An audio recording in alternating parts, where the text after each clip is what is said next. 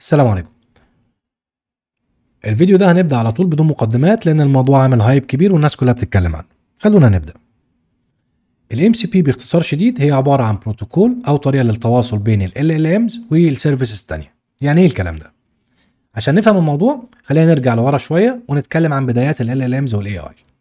اللي فاكر أول إصدار من تشات جي بي تي، لو قلت له اعمل لي تاسك معينة مثلا هيجي لي ايميل كمان ساعه مثلا عايزك ترد عليه وتكتب لي نوتد، هيقول لك انا ما اعرفش اعمل الكلام ده، مش هيقدر يعمله. ليه؟ لان كان اكتر حاجه ممكن تعملها ال LLM هي تسالها اسئله اجاباتها معروفه، زي مثلا مين اشهر لعيب في الدوري الانجليزي، حاجه مشهوره. هيبدا ان هو يرد عليك ويقول لك والله في الموسم كذا وكذا اشهر لعيب كان فلان وبعديه علان وانتهينا.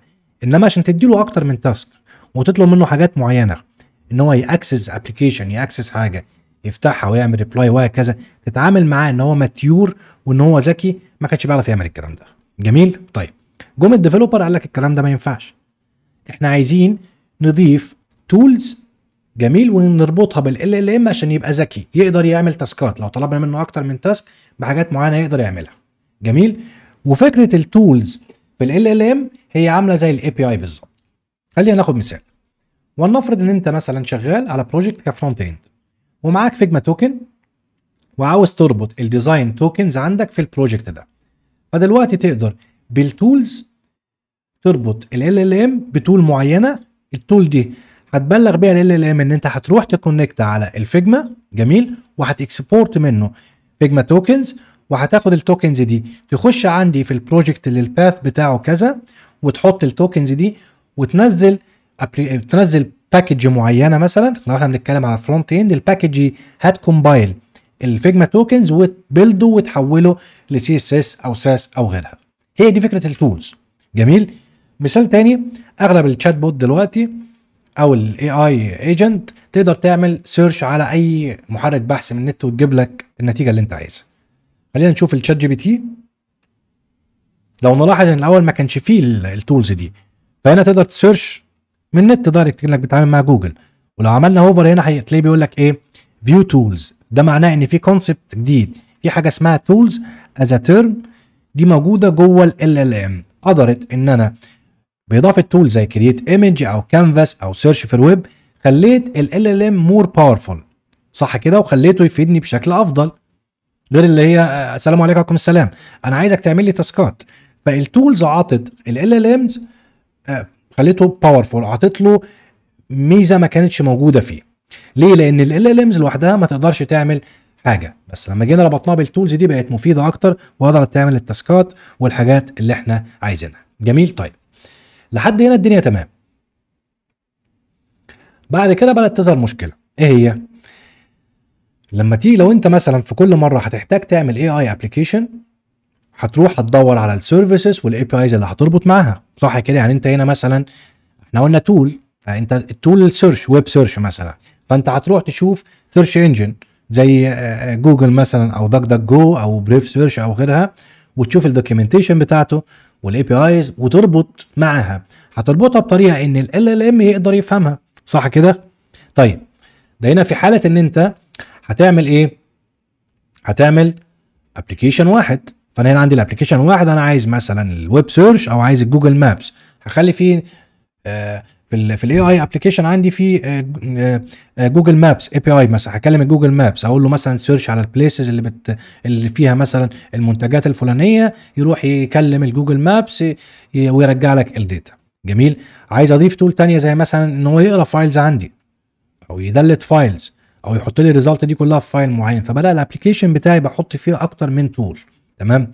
طيب الكلام ده انا بتكلم على ابلكيشن واحد بس.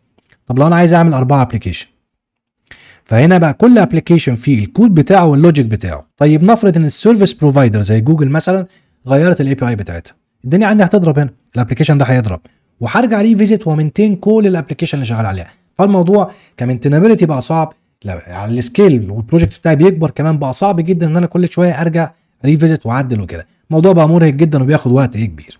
تمام. طيب جه هنا بقى جالك الام سي بي قال لك لا، انا هبقى بروتوكول، الكلام ده مش هينفع، هبقى بروتوكول اربط ما بين ال LLMs والسيرفيس بروفايدر. جميل. ليه؟ احنا كمبرمجين بنحب الحاجه الستاندرد، حاجه يكون ستاندرد نقدر ان احنا كل الناس تتفق عليها وتستخدمها، ليها جايد لاينز وليها دوكيومنتيشن وكده، زي الريست اي بي اي مثلا. هي دي ببساطه بقت ستاندرد كوميونيكيشن ما بين السيرفيسز كل ماشي عليها. تمام. طيب ازاي الكلام ده؟ نفرض دلوقتي ان انت لو عايز تكلم المثال بتاع جوجل مابس، انت لما بتيجي تكلم الجوجل مابس بتعمل ايه؟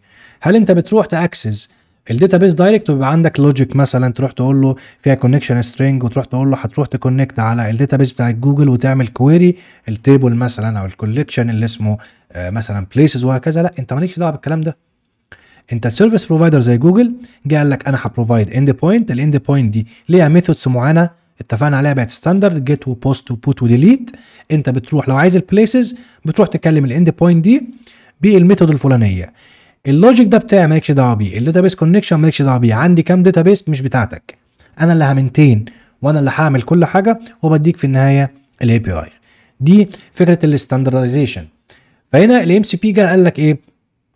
نرجع تاني معلش، هنا لو السيرفيس بروفايدر برضو عدل حاجه في اللوجيك انت مالكش علاقه، انت مش شاغل دماغك، هيكش الدنيا تضرب، هو اللي هيفكس الباجز، هو اللي هيمنتين، هو اللي هيسكيل، هو اللي هيظبط كل حاجه، وانت بتكلمه ثرو الاي بي اي، ريستفول اي بي اي كستاندرد كوميونيكيشن.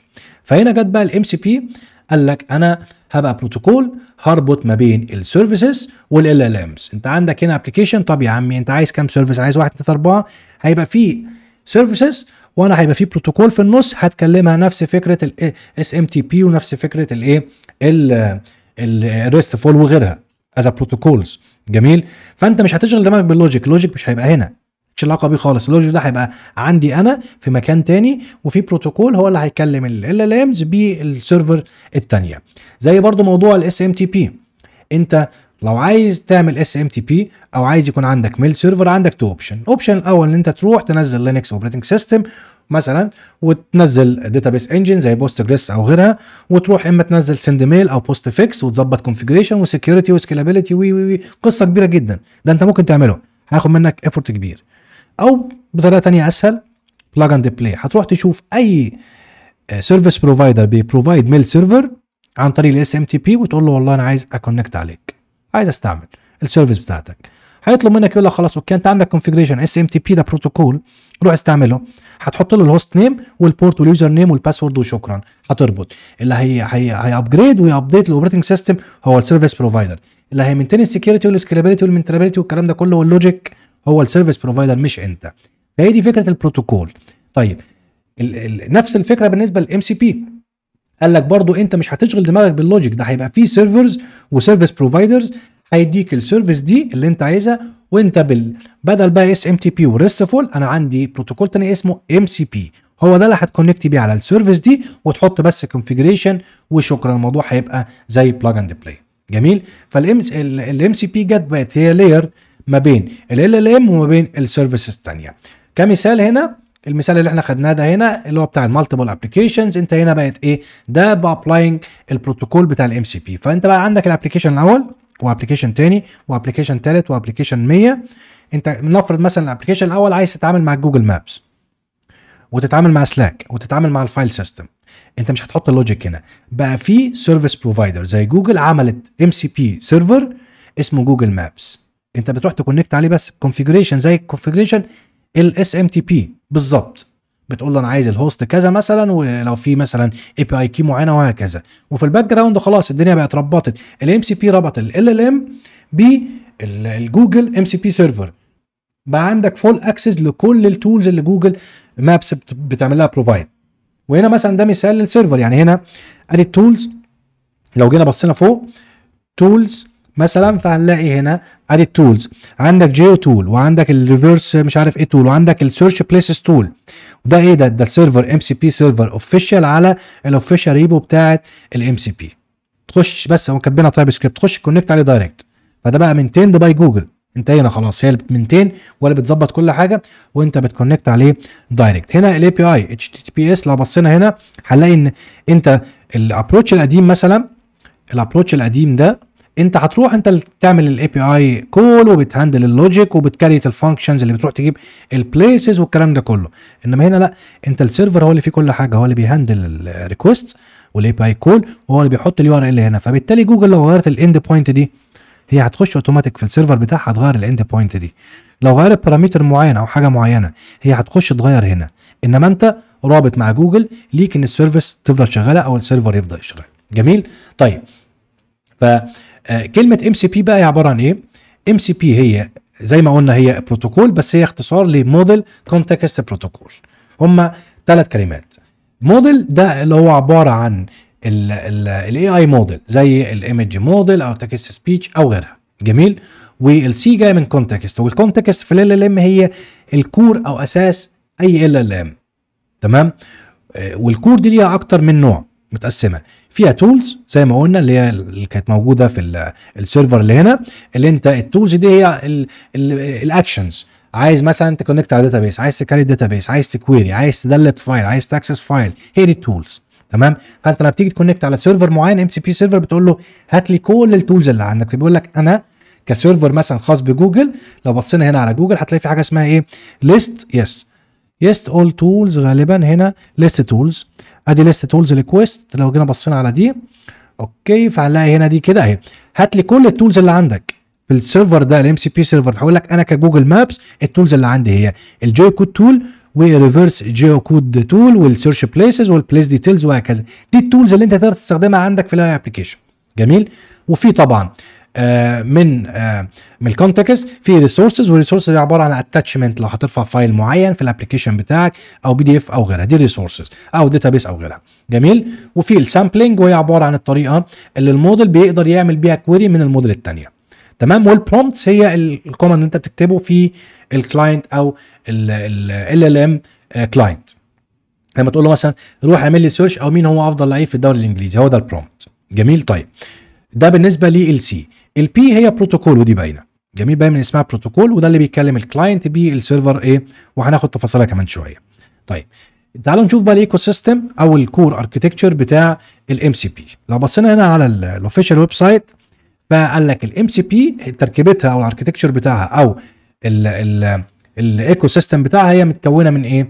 من هوستس، والهوست دي هي ال ام ابلكيشن او الانترفيس اللي انت بتتكلم معاها زي كلاود ديسكتوب او تشات جي بي تي او كيرزر مثلا اي دي اي او غيرها. ده اللي هو الهوست. جميل. والام سي بي كلاينت، الام سي بي كلاينت ده هو عباره عن اللي بيهندل ال1 تو 1 كونكشن ما بين السيرفرز جوه الهوست. جميل. جوه الهوست هو ده اللي بيهندل السيرفرز الكونكشنز 1 تو 1 كونكشن، والسيرفرز هي اللي بيبروفايد الكونتكست والتولز زي ما شفنا هنا ايه في الاكزامبل سيرفر بتاع جوجل مابس، هي دي اللي فيها التولز وفيها الريسورسز وغيرها. جميل. طيب في حاجه رابعه وهي البروتوكول.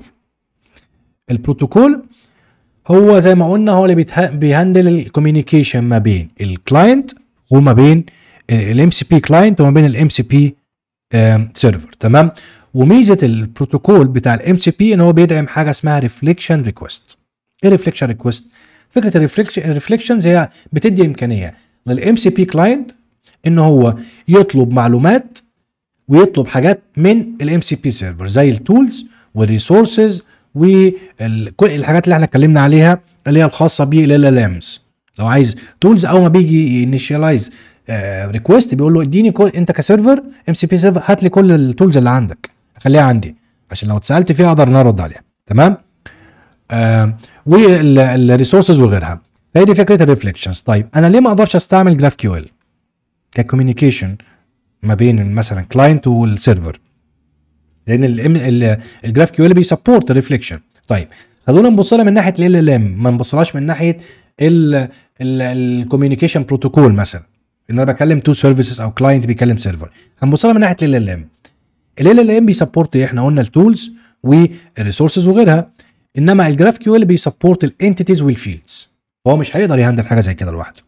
طيب عشان اقدر اعمل ده هضطر اضيف اكسترا لاير فوق الجراف كيو ال عشان اخلي الجراف كيو ال يقدر يريكويست التولز ويريكويست ايه الريسورسز وغيرها. جميل. طيب هنا طبعا في الويب سايت في اكتر من اس دي كي، يعني هنا من اسبوع ما كانش فيه الاس دي كيز دي كلها، ما كانش فيه السي شارب وكده، كان بس بايثون وجافا سكريبت. فانت لو بتتعامل مع اي ستاك من دول او اي لغه برمجه من دول هتقدر تكونكت على او تقدر تستعمل الام سي بي.